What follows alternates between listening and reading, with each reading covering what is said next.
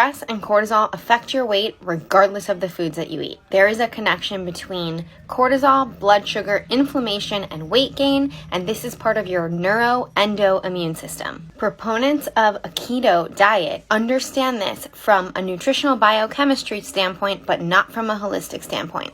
What happens is, in a fasted state, stress can trigger your brain to produce adrenaline and put you in a fight or flight state. This can be traffic on the way to work or even a cup of coffee. In order to be in fight or flight, we need energy. So the body starts to break down liver glycogen for short-term fuel.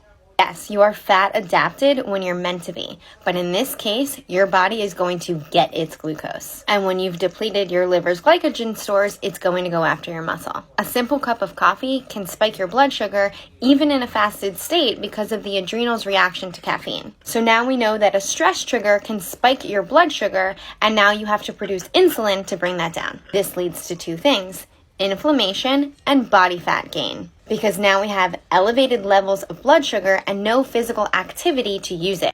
So too much caffeine or stress can lead to weight gain even without excessively eating carbs and sugar. And then over time, we can become insulin resistant. As you produce more insulin, you begin to produce more inflammatory cytokines, which is an immune-based or Th2 response. This chronic immune-based response can lead to allergies, asthma, headaches, migraines, inflammation of joints, and unfortunately, this higher level of inflammation then causes more cortisol. So this higher level of stress leads to higher blood sugar and higher insulin, which creates more inflammation. Then that creates more stress, which increases our own endogenous production of estrogen.